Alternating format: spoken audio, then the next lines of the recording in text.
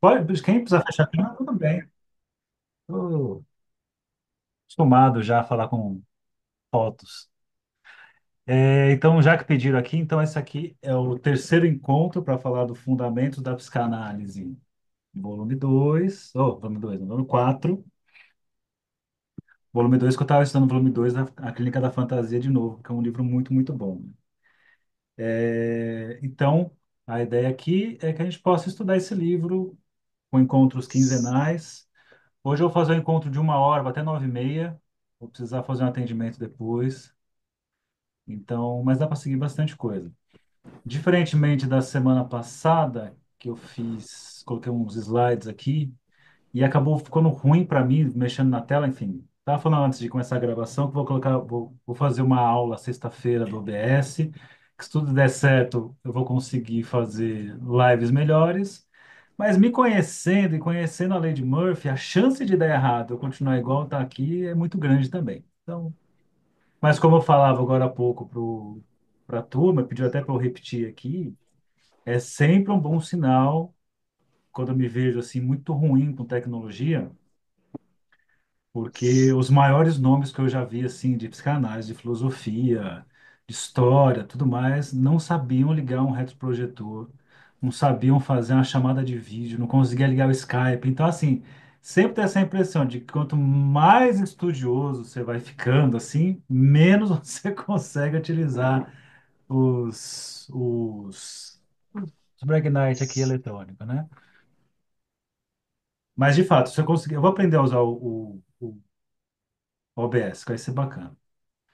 Bom, eu vou seguir aqui com vocês direto no livro dessa vez, que é uma outra forma. Eu estou experimentando formatos aqui para fazer a transmissão. Às vezes, quando é muito longo, às vezes eu gosto de fazer uns tópicos, às vezes eu gosto de pegar no próprio texto. Eu vou pegar no próprio texto que daí eu posso fazer referência na página que eu estou. Me pediram isso já algumas vezes. Ó, fala na página que você está, porque daí a gente pode acompanhar. Então, eu vou fazer dessa maneira. Seguindo aqui no que eu trabalhei semana passada e vou continuar agora, eu estou lá na página 49, falando Freud e a tradição, tá? Então, eu vou seguir daí, vou fazer meus comentários a partir daí. E eu vou fazendo saltos, alguns parágrafos eu pego às vezes inteiro, pego um trecho, comento, e, e lembrando, se tiver alguma contribuição, pode falar, ou se quiser fazer uma contribuição depois, pode falar lá no grupo, usar o grupo Telegram para isso, né? Então, aqui, o que que ele está falando, né? Ó, Freud e a tradição, ele coloca como sublinha Charles Melmore, a interpretação dos textos ou dos relatos é algo que faz parte de nossa tradição cultural. E aí tem a questão da hermenêutica, que é o termo oriundo do grego, que significa a arte de interpretar.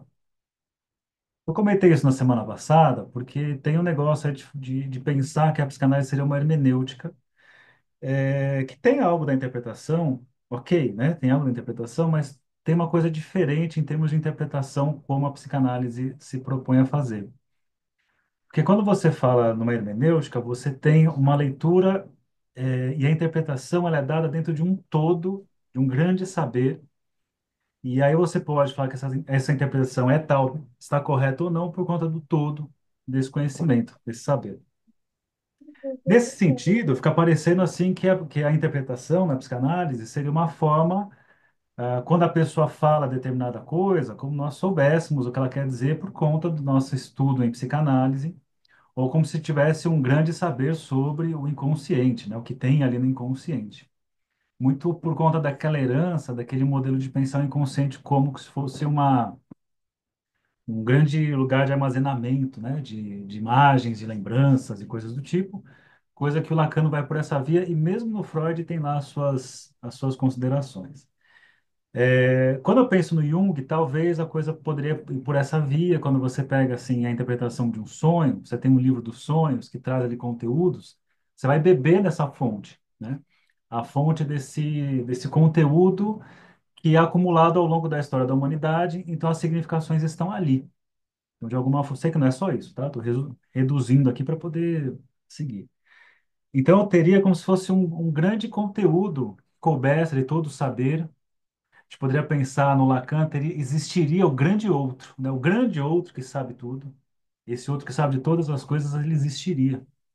Só que em psicanálise, Freud, ali, o Lacan, a leitura do Lacan, a questão do grande outro, ele é muito menos alguma coisa que consiste em um lugar ou uma pessoa, ele é muito mais um horizonte. O horizonte, você nunca chega no horizonte. Você está ali seguindo, mas você não consegue chegar nesse horizonte. Não, o grande outro não é inconsciente coletivo, não. Até porque o inconsciente coletivo, ele tem essa característica, né, de você ter um acúmulo ali das representações, do simbolismo da humanidade, e eu poderia buscar na história da simbologia respostas para fazer uma interpretação no aqui e agora, né?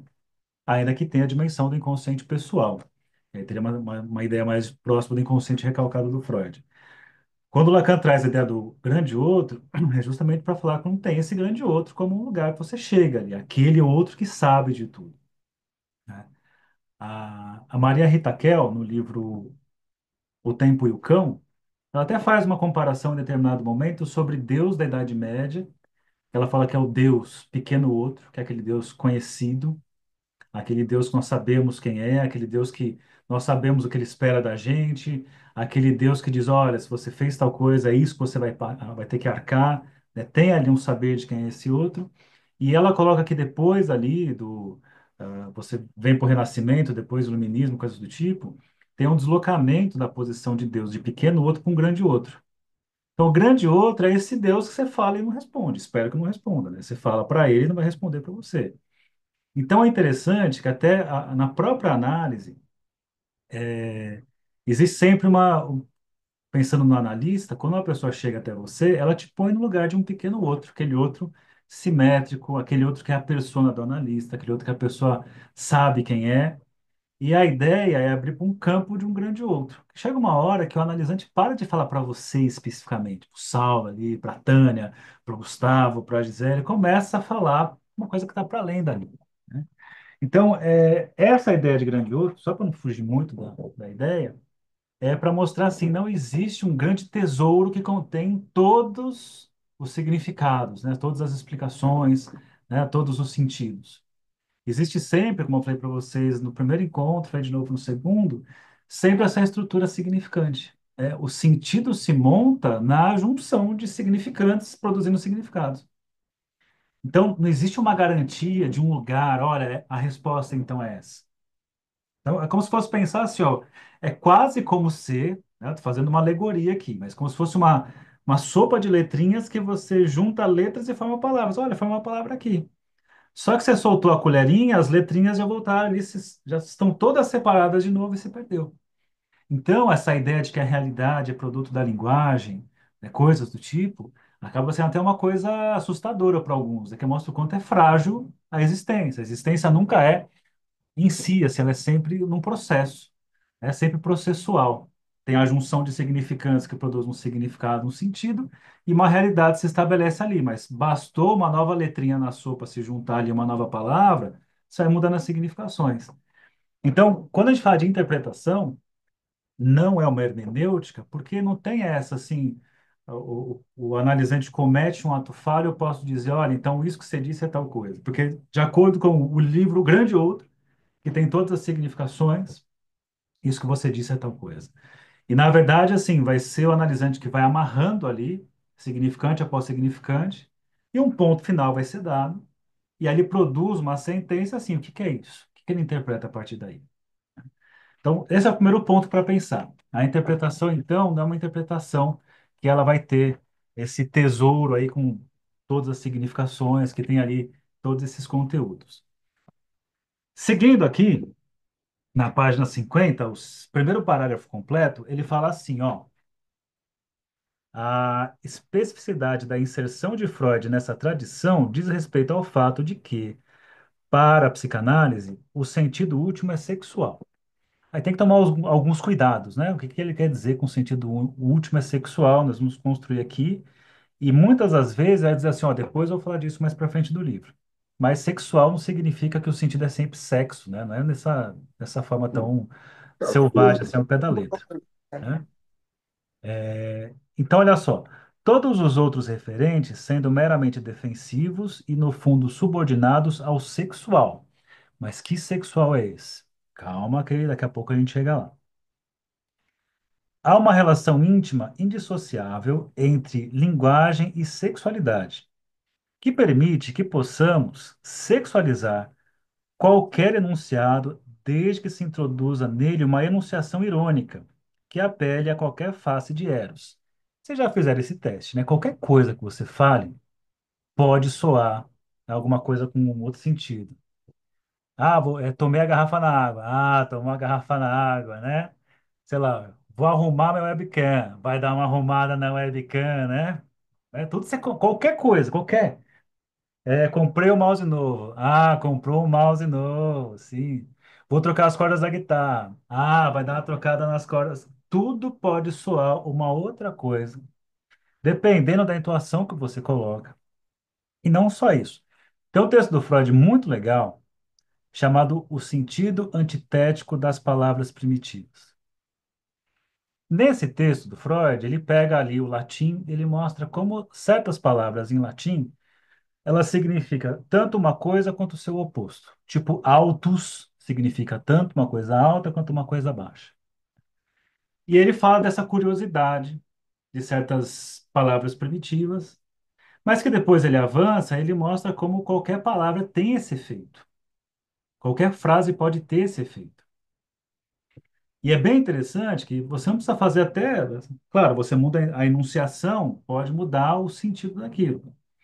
Mas qualquer palavra, qualquer frase, se você repete essa palavra, ela pode convidar para um outro sentido. Para mostrar como, né, imagine assim, ó, você tem um significante, pense numa linha do metrô que está aqui. Mas se você repetir essa palavra, é como se passasse para outra linha do metrô que passa cruzando para cá. Ela pode seguir com outro sentido. E você não precisa fazer grandes esforços para a palavra mudar de andar. Então, eu posso só de repetir uma palavra já causar esse efeito. Então, a pessoa fala assim, seu analisante diz assim, eu sei que eu sou uma pessoa inteligente. Aí você diz assim, inteligente? É, inteligente. Não, é porque eu sou burro, então? Você só repetiu, mas já sou assim, eu sei que eu sou inteligente. Inteligente? É, eu sou inteligente. Ou será que eu sou burro? Nossa, você falando agora assim, inteligente desse jeito? Eu não sei. Nossa, eu sou inteligente ou sou burro?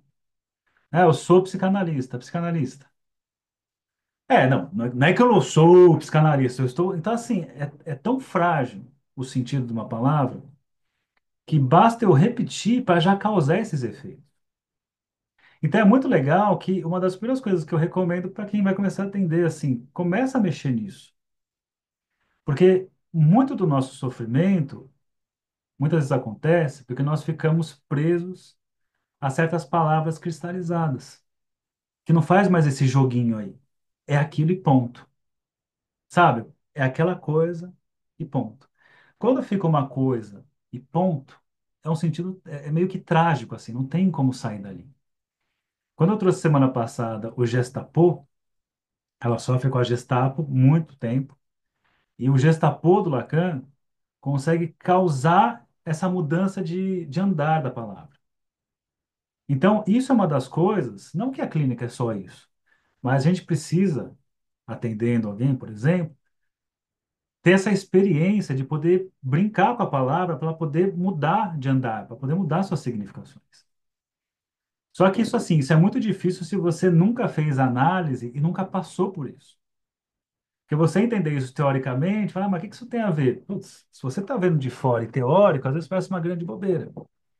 Mas quando você está numa análise, você fala uma palavra e essa palavra adquire um outro sentido, é como se abrisse uma porteira que é uma estrada nova para você seguir, né? Então, uma das coisas que nós precisamos é ter essa habilidade de poder brincar com a palavra.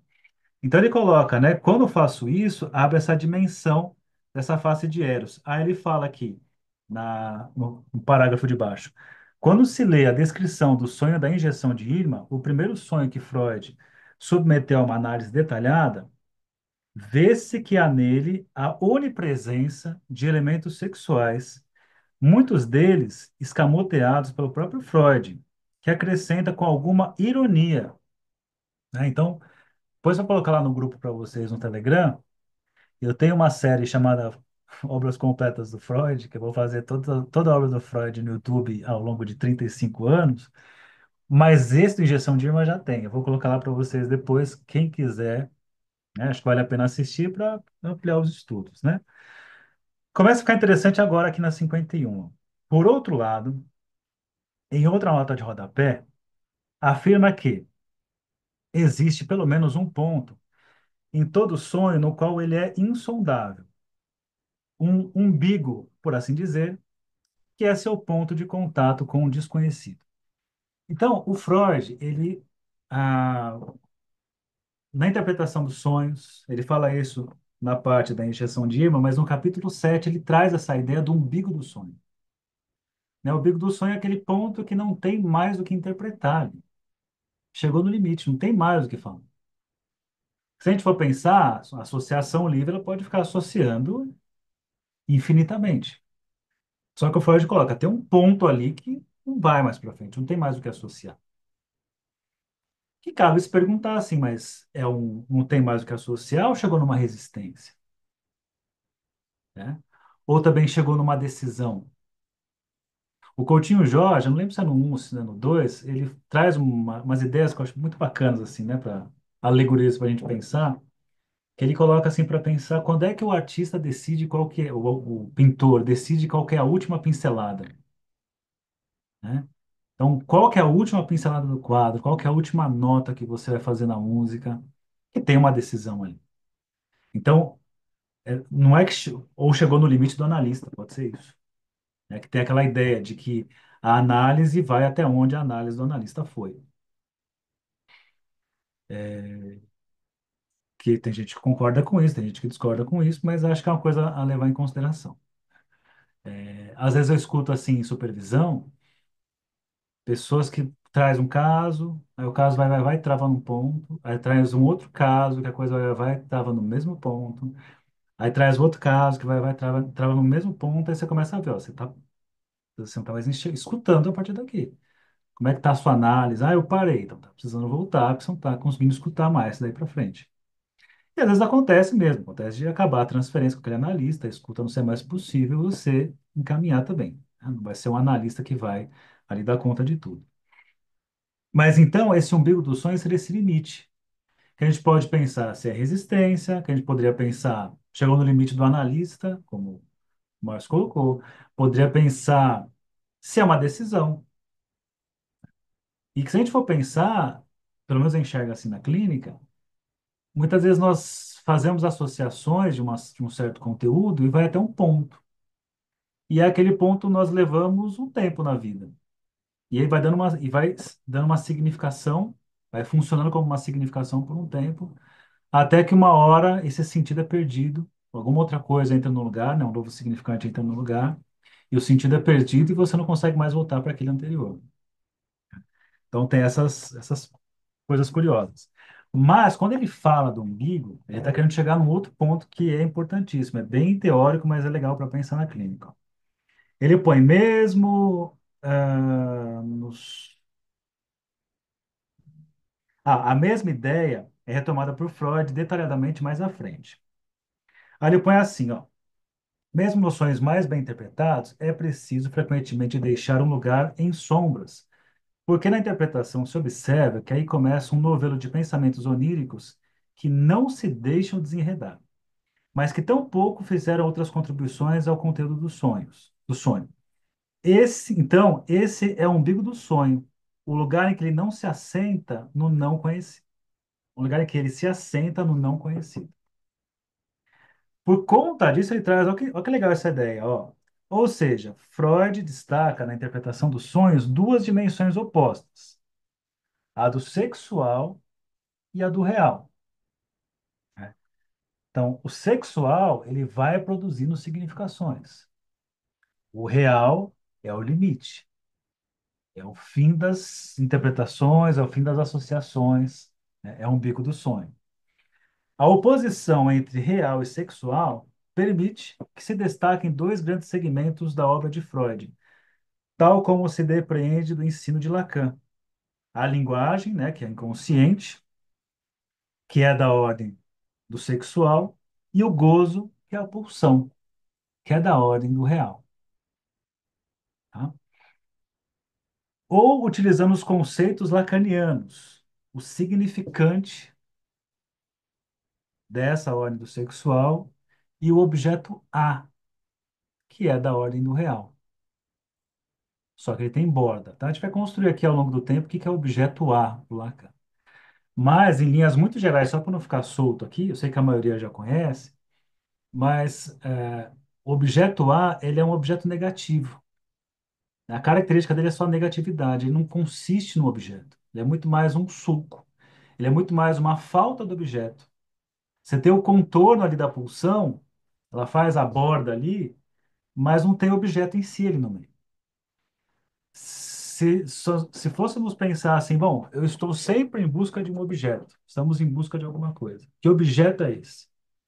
Como objeto A é esse objeto vazado, negativo, eu nunca chego nesse tal objeto que eu busco, porque ele é pura negatividade.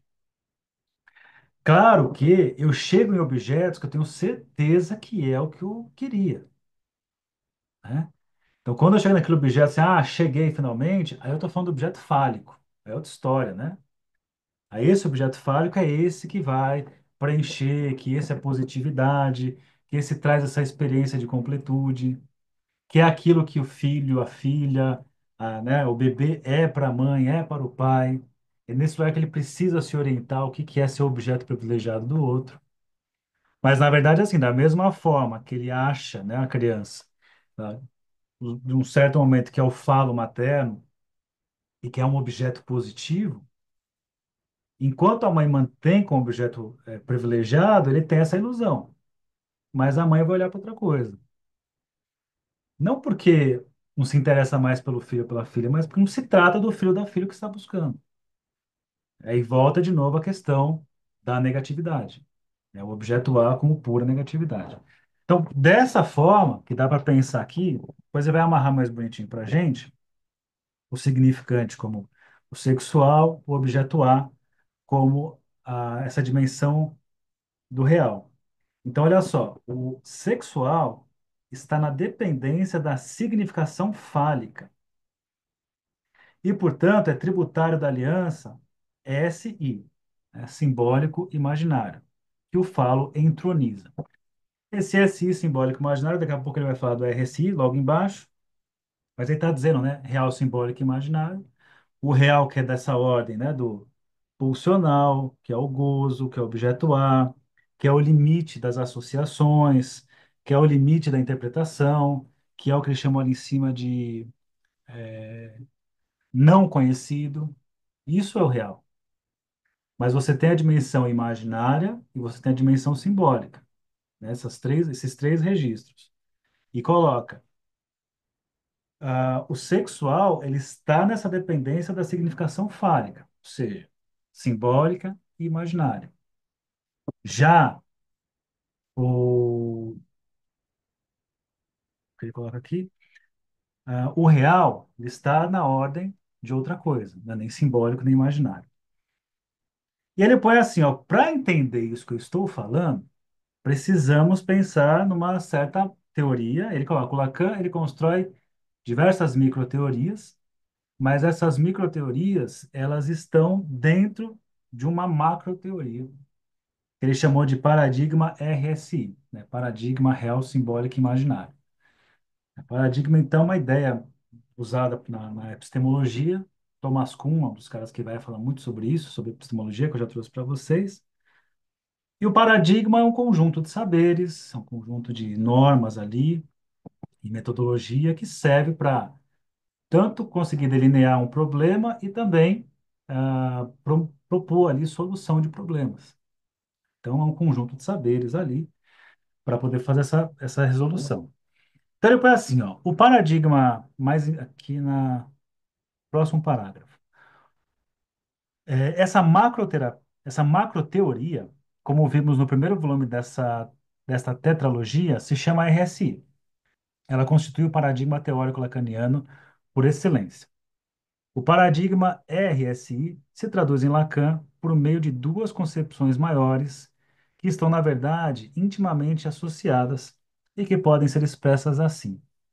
O inconsciente é estruturado como uma linguagem e a relação sexual é impossível. Então, são dois slogans aí necessários para a clínica psicanalítica lacaniana. Primeiro, né, o inconsciente é estruturado como uma linguagem, porque o inconsciente, ele só é ele aparece como linguagem, ele aparece no discurso do sujeito. É falando que o inconsciente aparece, e lembrando que é muito mais uma dimensão ética, de estabelecer um reconhecimento de que tem um saber nesses tropeços dos encadeamentos dos significantes, que faz com que o inconsciente exista. Como eu falei para vocês, se você atende uma pessoa que você marca as questões da linguagem, os tropeços, e a pessoa não faz efeito suas intervenções, dá para dizer que ela está ali sob o efeito significante? É sob o efeito do inconsciente, melhor dizendo? A gente pode dizer, ó, mas se isso não é uma questão na análise para ela, se ela não se debruça para isso, se ainda continua dizendo que o Teta Healing resolve, se ela continuar dizendo que é uma questão espiritual, se continuar dizendo que é uma questão de, sei lá, vidas passadas, não adianta você querer fazer as intervenções via significante, porque não vai ter esse efeito, né? Não vai ter o efeito que nós esperamos. Então, o inconsciente, ele é estruturado como uma linguagem, e é muito interessante que o Lacan monta esse enunciado. Esse enunciado não é à toa, e está muito baseado nas obras canônicas da psicanálise, interpretação dos sonhos, o xiste e suas relações com o inconsciente, psicopatologia da vida cotidiana, que é justamente o Freud analisando ali a linguagem, acontecendo ali, os tropeços de linguagem, mostrando o que que é um lapso, o que que é um xiste, como é que o xiste leva a coisa para um segundo andar na significação. Então, tudo isso vai aparecer nessa estruturação como linguagem, além de todas as regras que nós temos, né, de gramática, enfim, e outros conceitos, para pensar o inconsciente a partir dessa perspectiva. Então, isso é uma coisa. É inconsciente quanto falado. O discurso que o inconsciente vai aparecer. Por isso que não dá para você fazer a análise sozinho. Ah, eu fazer a análise em casa só, eu pensando, eu penso, né? Eu penso sozinho em casa e já estou fazendo análise. Não, você não está. É só quando você está falando isso com o outro. E o outro slogan importantíssimo aqui é esse: a relação sexual é impossível. O que que quer dizer essa relação sexual impossível? Ou não existe a relação sexual? Não existe a complementaridade dos corpos. Ninguém vai te completar. É quando você pode até estar até a relação sexual mesmo, né? O sexo em si. Você pode até pegar isso. Você pode tentar se fusionar com o outro à vontade. Não dá.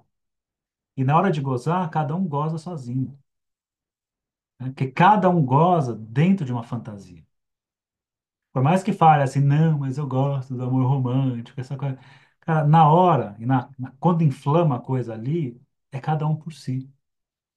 Então, claro, assim, né, isso é uma ideia muito complicada, porque se a gente pensar em rede social, e as pessoas falam assim, isso é relacionamento tóxico. Nossa, se for pensar no que as pessoas têm em mente quando têm lá os seus orgasmos, garanto que muitas vezes é pura toxina que está rolando na fantasia. Só que esse não pode sair falando isso por aí. Mas, enfim, por isso que o Jacques Lameller, ele fala uma coisa que eu gosto bastante. Ele diz assim, que as pessoas confessam facilmente seus sintomas. Não adora falar, eu tenho isso, tenho aquilo outro, mas se envergonham das suas fantasias. Ninguém fala da sua fantasia. A sua fantasia é fantasia. Fantasia você faz o que você quer, você é ali sozinho. Então, você tem esse outro, olha que interessante, você tem o outro, você precisa do outro, mas para esse prazer máximo é você sozinho. E não só isso, né? Toda a dificuldade das pessoas se entenderem. Então, é interessante, se a gente for pensar que a relação sexual é impossível, e você pegar aquela ideia. Até porque a relação sexual, além da impossibilidade de fazer um com o outro, que é bem aquela coisa do mito do Aristófanes, do andrógeno. Tem a questão da linguagem. A linguagem tem um probleminha, cara. O outro não entende o que eu falo. Exatamente. Não tem como. Por mais que a comunicação não violenta tenha ótimas intenções, o outro não consegue entender exatamente. É claro que tem aquelas coisas assim, que você tem aquele amigo, amiga, que você olha assim, um sabe o quanto pensou, mas é uma coisa, acontece de vez em quando. Obviamente não tem a precisão exata, mas tem uma ideia geral que os dois conseguem ali pensar naquilo. Mas a ideia seria essa, já pensou esse mundo mágico que seria? Que eu poderia, não precisa nem falar, a gente se olha e se entende. Isso é muito bonito, né? Na paixão nós vivemos isso. Um olha para o outro, um está entendendo tudo que o outro fala, é uma beleza, assim. E é interessante isso porque por que que é mais gostoso fazer assim? Porque não tem a castração da linguagem. Você vai ter que falar, você vai perder alguma. Falando, você perde alguma coisa. Aquelas coisas de filme, assim. O casal tá junto, tá super gostoso, aí um dos dois vai falar alguma coisa, o outro fala assim, "Shh, fica quieto. Não fala porque vai estragar." Porque vai estragar. Mas vou trazer um exemplo para a clínica que eu acho que é legal. Teve um caso na época da faculdade, que eu dava supervisão. Acho que eu já comentei isso em alguns vídeos. Vou falar muito rápido aqui, mas era uma criança que mordia a cabeça dos amigos. E foi levado com esse sintoma para a clínica. E quando foi feito ali o trabalho, né, eu dava supervisão para um pessoal, aí tinha uma pessoa que foi atender a criança, outra foi atender a mãe, e na hora de fazer ali a supervisão, os pais tinham uma linguagem muito rudimentar entre eles. Eles falavam mais normalmente, mas entre eles é uma linguagem muito no estilo que o Márcio falou, meio uns grunhidos ali, uns sons estranhos. E a criança, ela tinha dificuldade para falar, falava meio que resmungando e apontando. E aí, essa pessoa que entendeu, ele falou assim: "Ó, eu consegui atender porque, como eu dou aula para crianças, eu estou acostumado com crianças, eu sei o que ela quer dizer. Se eu sei o que ela quer dizer, olha só, eu estou caindo assim, ó. É como se o outro existisse, o grande outro existisse e pode dizer o que ela quer dizer. E assim, não precisa ir muito longe. As nossas avós falaram assim: ela está com preguiça de falar. Como vocês fazem tudo para ela, está com preguiça de falar. E não é verdade? Porque qual que é a preguiça de falar? Ah, putz, para eu falar, eu vou ter que usar a linguagem, não vai ser exatamente o que eu quero dizer. Quantas vezes, assim, em discussão, não sei se alguém aqui namora, casado, enfim, ou alguma relação que você tem preguiça. Ai, meu, que preguiça, que você tem que falar, dá um trabalho, né? Então, por quê? Porque a linguagem tem essa característica dessa castração. Você vai dizer exatamente o que você quer dizer, o outro vai entender dentro da amarração significante dele, assim, é certeza de fracasso. Mas apesar de ser um fracasso, é o melhor que nós temos. O mais gostoso seria um olhar para o outro e saber exatamente o que o outro está dizendo, o que o outro está pensando. Então a paixão tem dessas, inclusive. Ele trouxe aqui, o Márcio trouxe aqui o Fernando Pessoa. Não vou ler tudo isso, acho que a maioria já conhece, mas tem aqui, bacana. Aí veja só, então, bacana isso, né? Então a relação sexual é impossível, assim, não dá, não tem essa complementariedade. Isso até é uma desconfiança quando fala assim, nossa, meu analista é perfeito, ele entende tudo que eu falo. Mas você não entende tudo que o analisante fala. Até por uma questão lógica, não tem como você entender. Mas a nossa vontade, quando vai procurar, acho que hoje em dia não, né? Mas quando a gente foi procurar um analista a primeira vez, é que ele entendesse tudo que você está falando, seria perfeito, né? Tem uma passagem que o Jorge Forbes, ele conta que ele vai atender um cara num hospital e esse cara é paraplégico. E eu não lembro exatamente os detalhes, mas ele diz assim que o cara meio que é muito irritado, né, com a condição que ele tá. E aí o Forbes vai escutar o cara tá meio reativo assim, e aí o cara conta assim, você sabe o que que é acordar todas as manhãs e precisar se arrastar até o banheiro? E aí o Forbes fala assim, eu não tenho a menor ideia, mas você pode me contar. Então isso é muito legal, porque às vezes a nossa tentativa de ser, né, nós queremos ser amados, né? Esse é o mal nosso, a gente quer ser amado. E aí gosta de ficar cheio de dente, assim, para a pessoa. E a pessoa conta. Sabe quando você está muito triste? Sim, sim, você não sabe como a pessoa está muito triste. Pede assim, me conta, como é que é? Até assim, para pegar até uma coisa bem concreta. Ah, sabe a série tal? Sei. Então, sabe o personagem tal, tal, tal, tal? Mas o que que você viu nessa série? Né? Do que você está falando dessa série? Eu não vou começar a tomar que aquilo que eu sei da série, eu acho da série, é exatamente igual ao que o analisante acha e pensa da série. Então, essa ideia ajuda muito a pensar nessa impossibilidade da relação sexual. Não faz isso. Não tem essa complementaridade. Então, ele fala, ó, esses dois aforismos afirmam juntos o seguinte: o núcleo do inconsciente é real. Ele é constituído pela fala ôntica de objeto. Então, ele existe, né? Você está ali, né? A falta ôntica. Realmente existe uma falta, né? Existiria objeto, ele está faltando. Então, o núcleo do inconsciente é real. Ele é constituído pela falta ôntica de objeto. Então, tá. Então, no núcleo do nosso inconsciente tem uma falta. Tem uma falta de inscrição. Tem um pedacinho faltando. E é porque falta um pedacinho que as coisas podem se movimentar, né? Então, o núcleo do inconsciente é real, ele é constituído pela falta ôntica de objeto.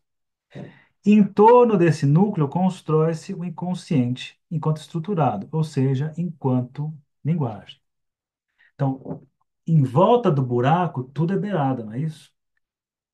Então, a linguagem são as beiradas e o núcleo ali do inconsciente, que é real, é um buraco. Um buraco que você nunca preenche. Sempre isso. Então, tenta construir esse desenho na sua cabeça, desse buraco ao centro e tudo acontecendo em volta, porque nós sofremos disso que é esse buraco. Cada um vai repertoriar o entorno desse buraco de uma maneira. Teve uma pessoa que perguntou esses dias, acho que essa semana, na caixinha para mim, o que que acontece com uma pessoa quando ela tem um trauma? Pensando nessa teoria, vai ser como todas as pessoas são de alguma forma, porque todos nós temos um trauma. Qual que é o trauma? A falta da inscrição, esse núcleo. Ah, não, mas o meu trauma teve a ver com uma história com o meu tio. Ah, teve a ver um dia ali com a escola que aconteceu tal coisa. Teve a ver com um tombo que eu levei. Alguma história vai ser usada para ser aquilo que vai tentar falar desse buraco, desse furo. Porque a própria estruturação de ter um furo ali no meio é condição para ser sujeito.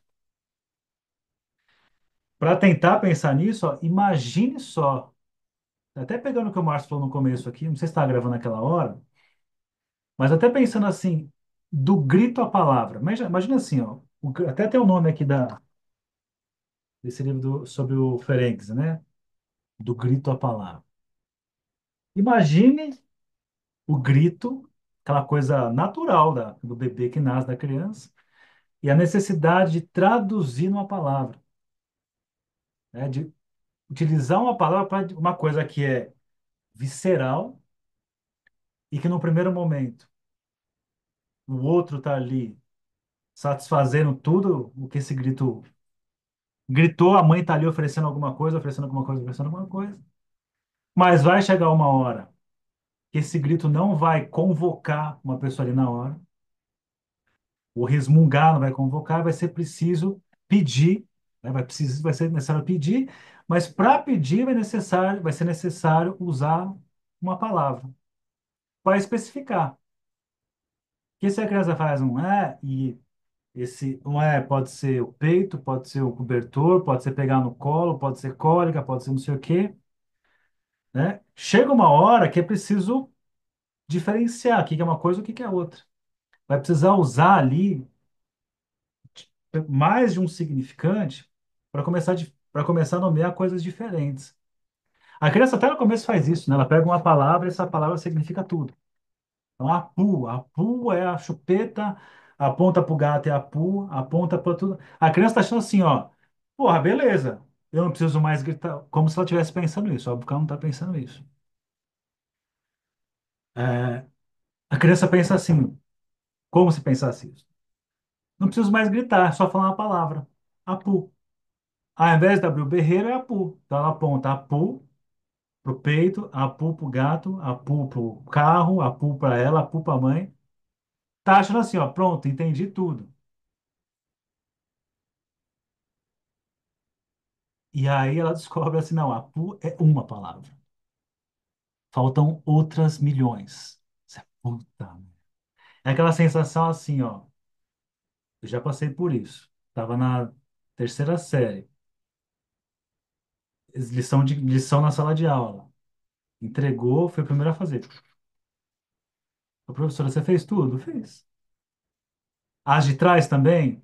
Aí quando eu virei a folha, eu falei, nossa, cara, tinha todas as mais difíceis estavam atrás.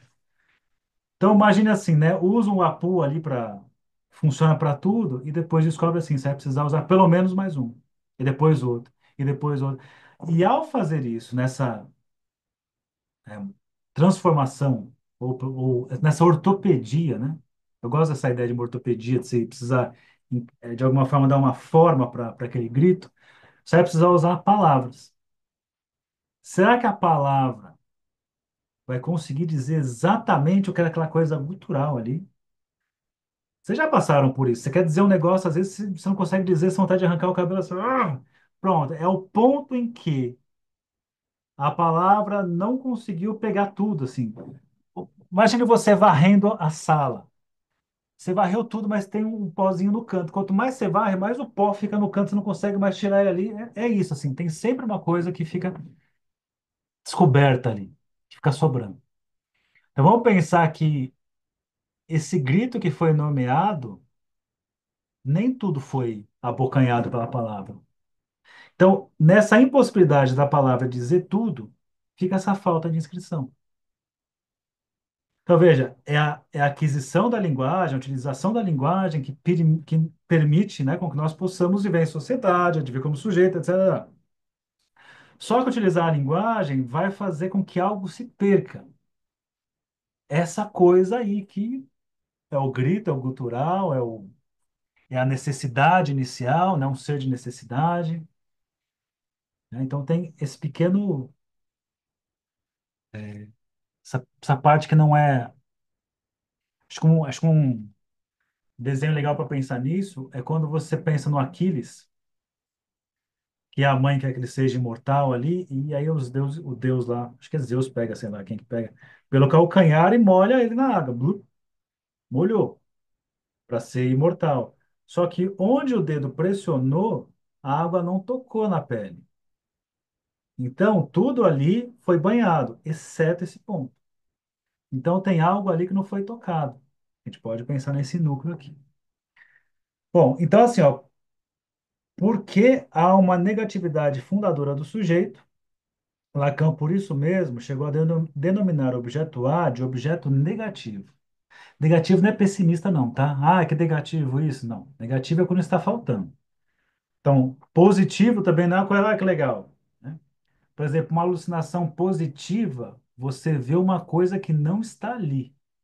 Uma coisa a mais é criada na sua alucinação. Uma alucinação negativa tem uma coisa que está ali e você não vê. Você está subtraindo. Então, é essa a ideia do objeto A como objeto negativo. Qualquer positividade linguageira é sempre parcial. E a verdade é inevitavelmente não toda. Pronto. Você sabe que ela mandou não toda, você sabe que ela é lacaniana. Tá? Por que não toda? Porque não tem o todo. Não tem todo. Tem sempre o cantinho onde a poeira fica, você não consegue passar a vassoura ali. É, tem sempre aquele ponto infinitesimal que você não consegue pegar. Você pode dizer tudo? Não, você não consegue dizer tudo. Né? Então, essa ideia de não toda, a mulher é não toda. Você é lacaniano? Sou lacaniano não todo. Por quê? Não dá para ser lacaniano, Lacan todo. Porque só o Lacan, e olhe lá, foi ele todo. Então, essa ideia é muito importante, que o não todo faz total relação. com a ideia de que não existe relação sexual e que o inconsciente é estruturado como uma linguagem. Uma linguagem que ela funciona a partir de uma falta ali, uma falta radical, né, uma falta de inscrição, e sempre a tentativa de um dizer que nunca consegue dizer desse núcleo. Por isso, essa ideia de não todo. Os dois aforismos revelam juntos.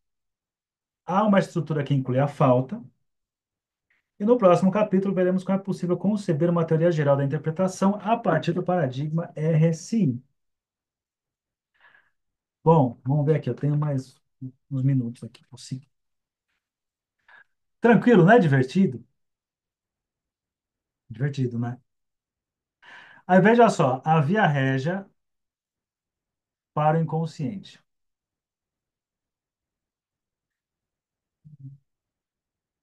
Ó, abraço do Paraguai. Abraço aí pro Paraguai.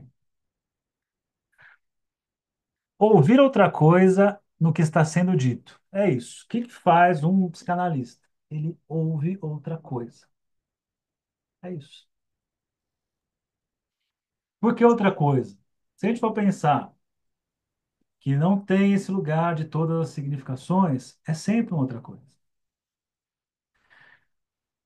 Quando todo mundo tem uma explicação sobre algo, e eu lembro da Maria Lívia Tourinho contando, né? Ela lá no Hospital das Clínicas, e no livro dela ela conta isso, né? Que é o livro O que pode um analista no hospital, o que pode um psicanalista no hospital. E ela fala, tem um trecho que ela fala assim, quando os médicos não sabem mais o que fazer, ó, isso aqui não resolve mais. Manda para quem? Manda para o psicanalista. Ele é mágico? Não sei se ele é mágico, mas ele tolera escutar uma outra coisa. Aliás, tem um vídeo muito legal, eu vou mandar para vocês, que é uma discussão do Jean, da psicologia baseada em evidências, que é um cara muito bom, muito fundamentado, e o Lucas Napoli, que também é muito bom. E eles estão naquele programa do Vilela. E eles falam sobre psicanálise e pseudociência. Dá 4 horas de vídeo. Eu escutei as 4 horas porque assim é muito bom, muito, muito bom. Você aprende demais com os dois. Né? Os dois são grandes professores. E é muito interessante porque o Lucas aponta muito assim o quanto a psicologia baseada em evidências não suporta outra coisa. Tem que ser a coisa que está ali, ó. Tá aqui, tem que estar. E aí, sempre que o Jean fala assim, não, mas e é isso? E aí vinha o Lucas, mas peraí, mas não pode ser não sei o que lá, não pode ser não sei o que.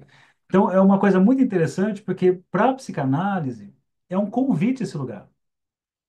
É um lugar assim, é isso que faz da psicanálise psicanálise, querer escutar uma outra coisa. Porque, veja, se eu tenho toda uma explicação para algo, eu estou dizendo assim, ó, o outro existe e o outro disse que é isso. E como o grande outro é muito mais essa dimensão do horizonte, quando chega alguém com uma certeza, é isso. O analista vem assim, mas deixa eu escutar a outra coisa. Que outra coisa tem? Que mais que isso pode ser? Tem uma ideia, inclusive, né?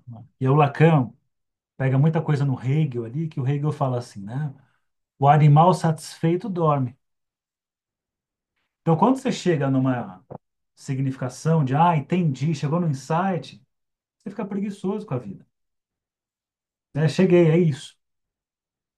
Claro que isso pode ser desde uma coisa assim, é legal, pô, cheguei nessa novidade. Que pode funcionar por um tempo, mas se você ficar ali, daqui a pouco sua vida está um tédio. E você quer que aconteça alguma coisa que apareça ali que faça você não sei o que que é isso. É um outro saber aparecer. Então, assim, se fosse pensar, o analisante vem para a análise para descobrir uma coisa que ele não sabia. Ou ainda que aquilo que ele achou que sabia não é o suficiente. Então, como é que se sustenta isso, né? É uma outra coisa. Veja que é muito mais interessante,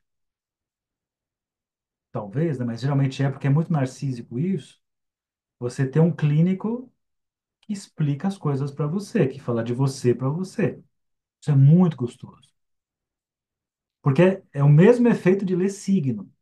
Você lê sobre o signo, é igual, sou muito, nossa, é muito assim. Nossa, até coisa ruim, fala assim, nossa, eu sou muito assim, verdade. É porque está falando de você, supostamente.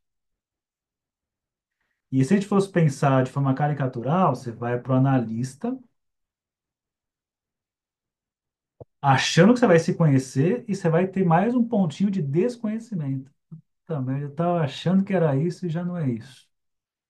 Entende? Então, até o brinco, né? Que é isso. Só vem para se conhecer, você vem aqui para se desconhecer. Ou para descobrir que o que você sabe de você é não todo. Tem uma coisa a mais aí. Tem uma coisa além aí. É, então, olha só, né? Ouvir outra coisa no que está sendo dito é uma forma de retomar aquilo que Freud concebeu como sendo a oposição entre conteúdo manifesto e conteúdo latente na interpretação dos sonhos. Aliás, até uma hora o Jean fala assim, porra, mas assim, né? Ele faz uma colocação que é muito legal. E os dois são muito brincalhões, é engraçado o vídeo. A psicanálise sempre fala que psicanálise não é só Freud. Aí traz o exemplo assim, o Dunker. Eu adoro o Dunker, respeito. Sempre fala, psicanálise é mais do que Freud, do que... mas 90% dos exemplos, Freud, né? Aí o Lucas fala assim, você tem que reconhecer, de fato, a gente sempre volta e fala do Freud. E aí, para não fugir à regra, o que Freud concebeu como sendo a oposição entre conteúdo manifesto e latente, na interpretação dos sonhos, para ele, o conteúdo manifesto é produto do trabalho do sonho. E o produto do trabalho, e o conteúdo latente é o produto do trabalho inverso, precisamente o da interpretação. Aí ele diz assim, ó, que eu acho que é um dos pontos mais importantes aqui para a gente. Eu sei que já está óbvio essa altura, mas é importante chegar nisso, ó. Aí ele coloca a importância de conhecer a tradição que nos antecede, usa o Thomas Kuhn, mas eu queria pegar aqui, ó, na 52, lá embaixo, que ele fala assim: como sublinha Mustafa Sofã, a novidade da interpretação dos sonhos proposta por Freud é que, se na antiguidade se acreditava que o sonho era uma mensagem dos deuses, o alcance revolucionário de Freud é que ele indicou o lugar de onde procede esta mensagem e o nomeou de inconsciente. Só que o mais importante para o Freud, e que ele vai apresentar daqui a pouco, é que muito mais importante do que o conteúdo do sonho é o relato do sonho. Eu sei que isso é óbvio, mas às vezes eu vejo uma distância muito grande. Em- Muitas vezes assim, nós lemos a psicanálise falando isso, mas quando vai trabalhar na prática clínica, esquece disso. Então você não tem que escutar o sonho de uma pessoa no estilo jogo do bicho para tentar entender o que que aqueles negócios no sonho significa, né? Ah, isso daí significa tal coisa. Me conte desse sonho. O relato do sonho é o que me interessa. Ó, deixa eu só ver aqui uma coisa.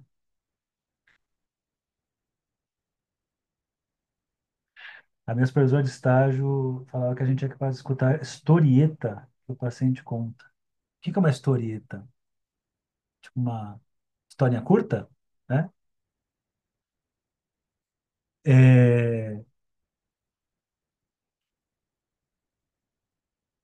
Olha o que ele fala aqui na 53. Quanto ao método da decifração, Freud conservava três ideias. O sonho é uma escrita cifrada que esconde e preserva sua significação. Importantíssimo aqui, ó. O trabalho da interpretação não se endereça à totalidade do sonho, mas a cada um de seus fragmentos. Cada elemento do sonho significa aquilo que evoca no intérprete. Isso aqui, ó, aqui que eu vejo muita gente fazer diferente. Ah, entendi, escutar para além da história. Entendi. É sempre outra coisa. Sempre que você fala uma frase para fora, outra frase para dentro é dita. Você tem que escutar essa frase para dentro que é dita.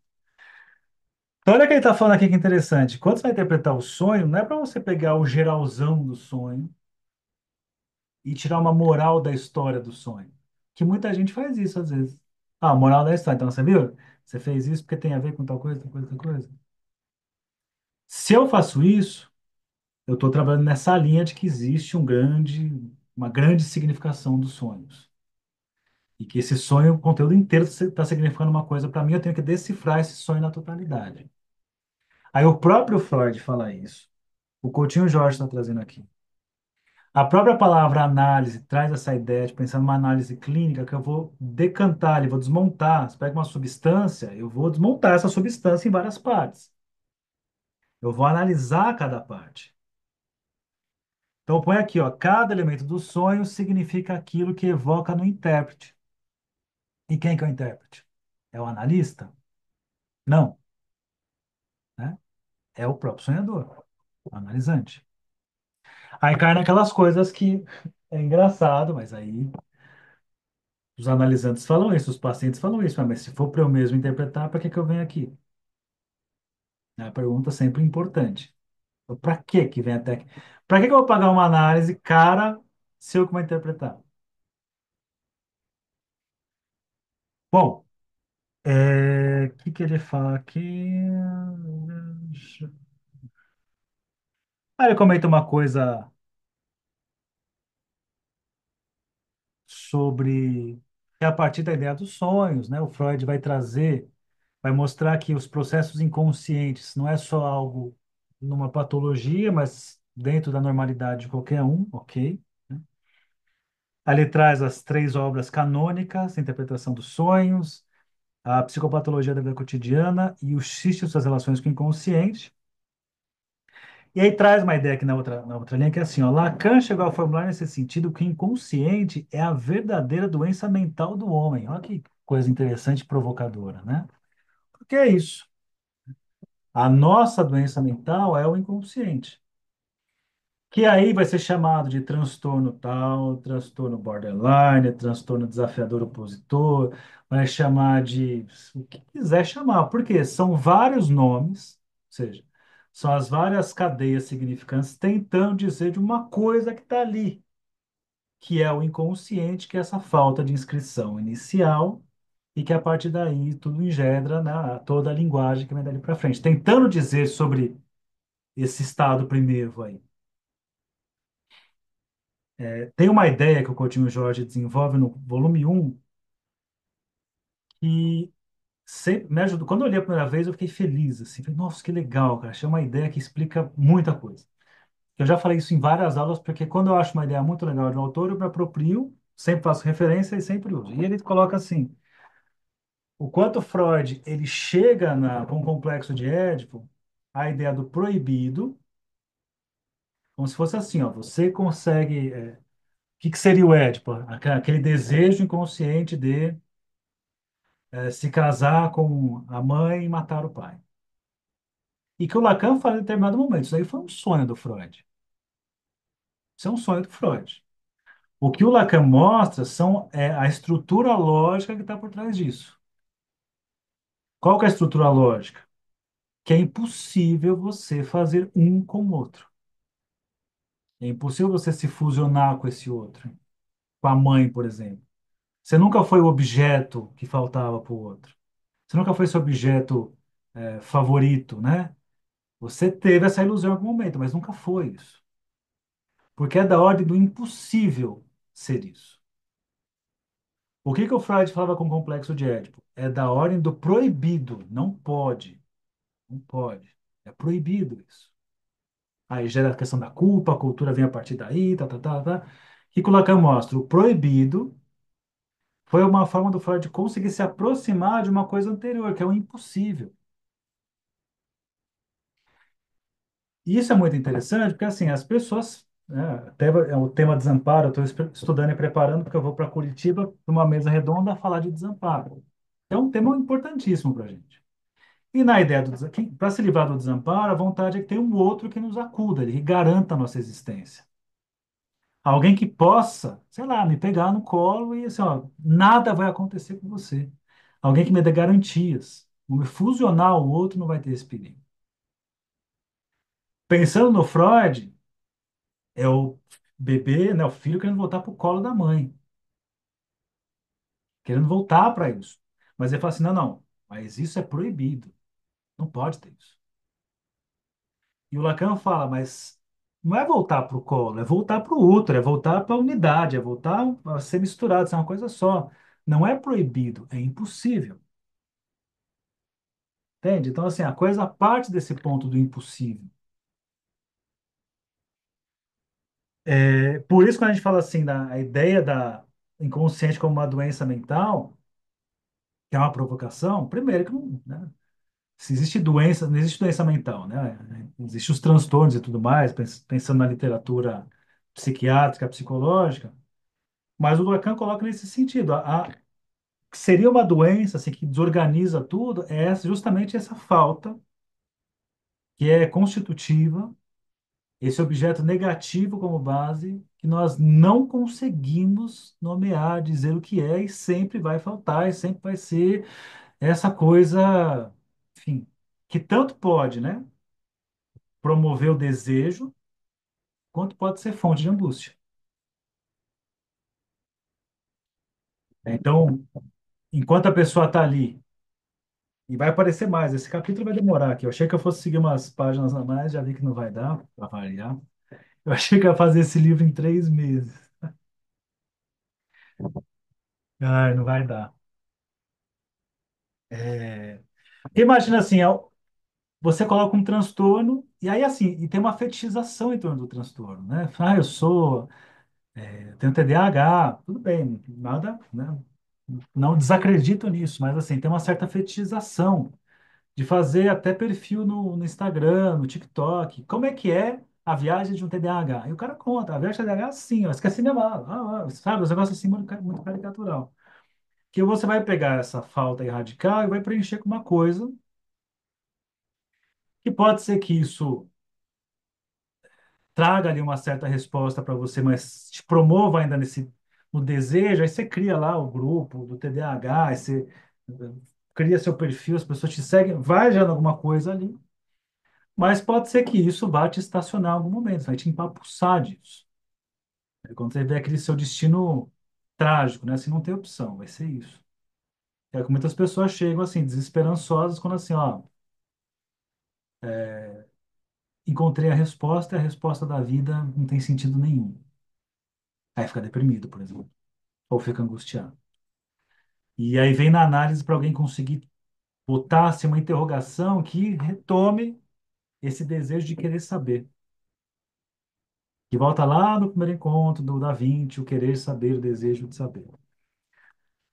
Bom,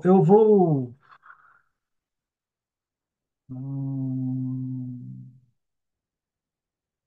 eu vou nada. Deixa eu dar para pegar só mais uma parte aqui, ó.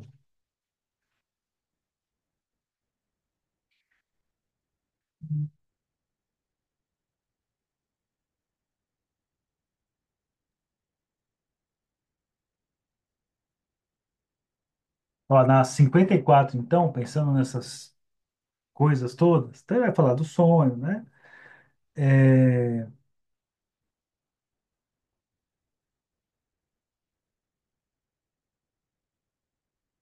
Aí ele põe assim no terceiro parágrafo da 54, fala assim, ó, nesse sentido, assim como a interpretação dos sonhos inaugurou a descoberta da psicanálise, podemos ressaltar o papel que o estudo dos sonhos desempenha na formação dos analistas. E mais uma vez, é o estudo dos sonhos, mas para pensar no relato desses sonhos e nos mecanismos em jogo que vão aparecer aí na interpretação dos sonhos. Então, é o que ele fala no final desse parágrafo, ó. Mas é preciso ressaltar que o que interessa a Freud no sonho é a sua elaboração, isto é, sua estrutura de linguagem alimentada pelo desejo. Então veja que, num certo sentido, eu vou tratar a interpretação do sonho da mesma forma que eu vou interpretar um sintoma, da mesma forma que eu vou interpretar um lapso, um ato falho. Muitas vezes a pessoa que vai atender, às vezes não acha os lapsos, ato falho, ou quando acha, fica sem graça de apontar, enfim, mas pelo menos com o sintoma é isso, né? A pessoa que chega ali com o seu sintoma, chega ali com o seu transtorno e tal, chega ali com sua doença mental, com sua, enfim, com alguma coisa, algo que ela põe nesse buraco aí, o que você tem que fazer com isso que ela traz é o que você faz na análise de um sonho. Ponha para analisar. E o que que é isso? O analista sempre quer que o analisante associe a partir, né, desse nome que trouxe ali, né, desse transtorno que chamou alguma coisa. Isso é um sintoma, que é o seu sintomal. Sintomal, uma explicação é essa. Aí bota a pessoa para falar sobre. Bom, eu vou precisar parar, mas só uma última frase aqui, ó, na 55.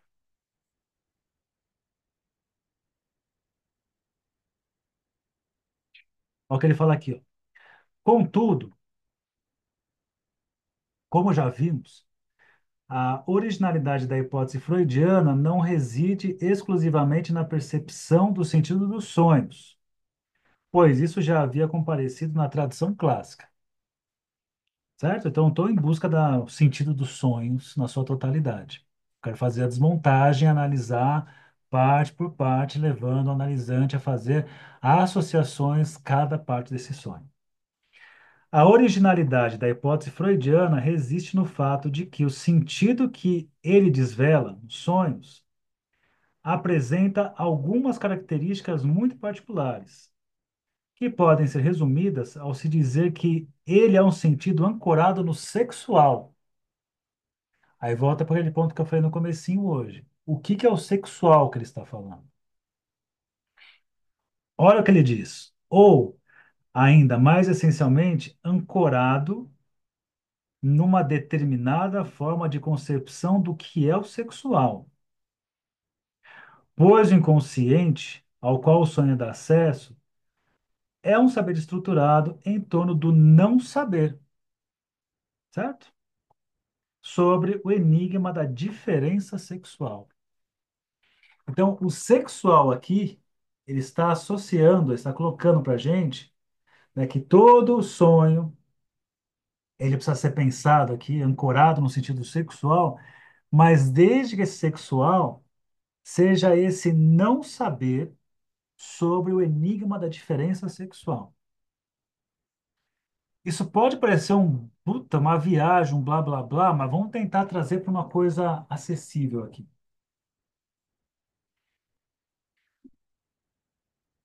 Pensando inicialmente numa criança narcísica, o que que narciso é, né? É aquele que não vê diferença. Narcismo não tem diferença em narcisismo. Narciso não vê diferença. Tudo é igual, né? Tudo é uma coisa, todos são iguais a mim. E a criança vive muito bem ali. Tanto o menininho quanto a menininha vivem muito bem. Tudo igual. Você não vê diferença nenhuma de um e de outro. Claro, o adulto vê. Poderia pensar, uma eu deixei o cabelo comprido, o outro não. Não. Rapa a cabeça dos dois. Um adulto olha e fala assim, bom, tem uma única diferença ali, né? O pipi e a vagina. Só que, num primeiro momento, as crianças vivem muito bem com isso. Estão nem aí pensando na diferença. Chega uma hora que ela vai se questionar. E por que que é tão importante essa questão? Quando vem o questionamento do quem tem pipi, quem tem vagina, não vou nem entrar nos méritos de inveja do pênis ou coisas do tipo, porque o Lacan vai pensar de uma forma mais lógica, né? Depois a gente vai chegar aqui em algum momento. O que é importante quando leva em consideração isso, o pipi e a vagina, é que pela primeira vez entre o jogo uma coisa, existe uma diferença. Uma diferença radical, não tem o que faça para negar essa diferença. A roupinha pode até tentar fazer a diferença, mas tirou não tem a diferença. O brinco, o boné, sei lá o quê, pode até tentar, mas tirou, não tem diferença. Agora, existe uma coisa que é a diferença anatômica dos corpos. O real do corpo é diferente. Então, constatar a diferença do real do corpo, obriga necessariamente a ser expulso do narcisismo. Porque no narcisismo não existe a diferença. Então, constatar, né, a diferença anatômica obriga você a sair de um lugar narcísico. Aí vem todas as questões, né? Todas as neuroses montando a partir daí. Então é como se fosse assim, ó. A ideia que nós pensamos é que esse momento narcísico, tudo é uma extensão, assim, tudo é uma infinitude. Eu e o mundo, tudo igual a mim, né? Claro que a criança não está pensando assim.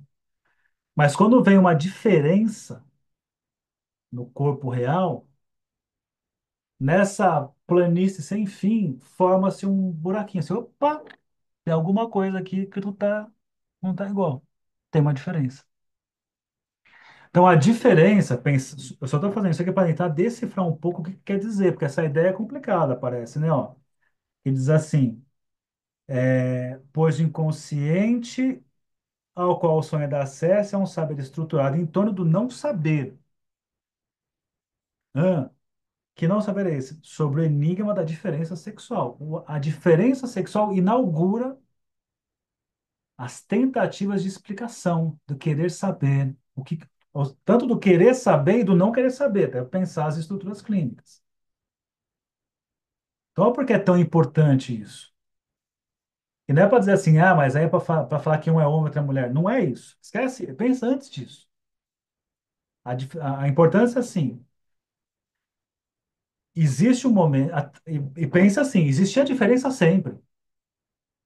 Só que, num primeiro momento, não é contabilizado, não entra na conta do sujeito. Mas, em algum momento, lógico, passa a contabilizar. Opa, é diferente. Ô, mãe, por que que eu não tenho pipi e ela não tem pipi? Ô, mãe, por que que eu não tenho pipi? Não sei. Começa uma pergunta ali, tem uma diferença. Eu estou insistindo nisso só para mostrar assim, o que eu acho mais importante do que ficar, que às vezes ataca essa ideia do Freud, né? Falocêntrica, não sei o quê. Antes de ir para o falocentrismo, pensa na estrutura lógica antes. Pelo menos, né, tem a marca de uma diferença no corpo real. Então, o real apresenta a diferença, não tem uma explicação para aquilo ainda, e começa todo um trabalho de tentar explicar. Aí vem as explicações.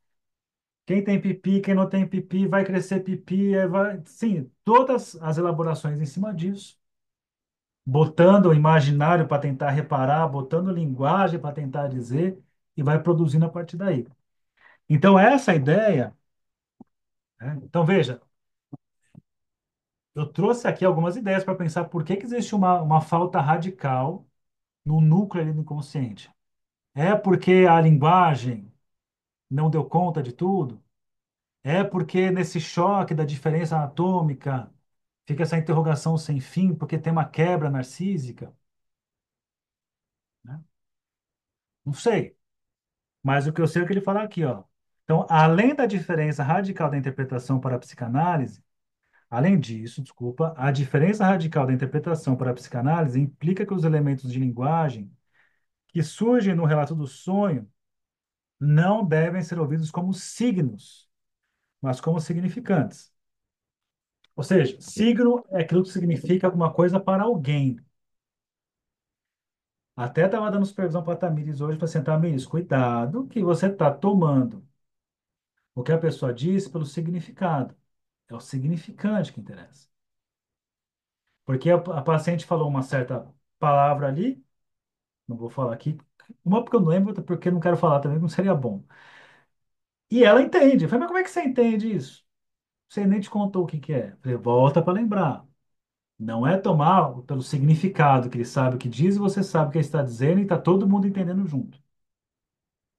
É para tomar pelo significante que é, ele diz uma coisa, você interroga essa coisa e vai, né, associar a partir daí, analisar isso, para então produzir uma significação. Não toda, obviamente. Entende? Bom, deixa eu ver aqui. É, então, a ideia aqui que a Beatriz colocou, isso é verdade. Deixa eu ver antes aqui. O conhecimento é inseparável da curiosidade sexual. É isso. Que está lá Da Vinci fica bem claro isso.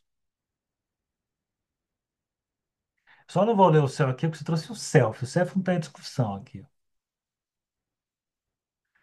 É...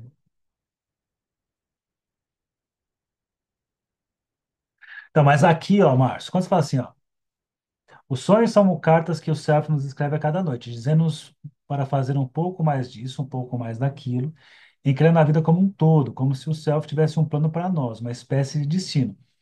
Isso aqui é muito legal, mas oposto do que a gente está falando aqui no Lacan. Né? Porque aqui, ó, quando fala assim, ó, como se o self, que tem a ver com o eu também, tivesse um plano, já tem algo pronto, de alguma forma. Ainda que o sujeito vá experienciar a sua própria maneira, já existe um conteúdo a priori, né? Pré-existente. E a ideia aqui é justamente que nada está atrás. Tudo vai sendo construído à medida que você fala. É até interessante pensar, porque a ideia de passado e futuro começa a mudar um pouco. Pô, se a gente pegar, tem uma frase, não lembro de quem que é, mas que fala assim, a história contada, é isso.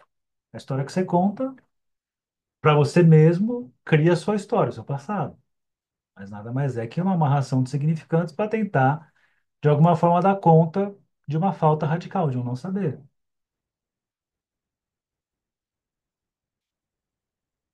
Certo? Então é isso, eu vou encerrar aqui. Eu achei que eu fosse trabalhar mais aqui, mas não deu. Eu achei que eu fosse parar 9h30, errei também, ou seja, confie em quase tudo que eu digo, porque eu vou falhar. Boa noite. Ah, é por isso que a nota sonho já faz uma elaboração secundária. Então, a nota, o sonho já tem uma elaboração secundária, mas aí depois tem a análise disso, né? O próprio Freud fala dessa anotação já ser uma elaboração secundária. A própria recordação já é uma elaboração secundária. E aí tem um relato,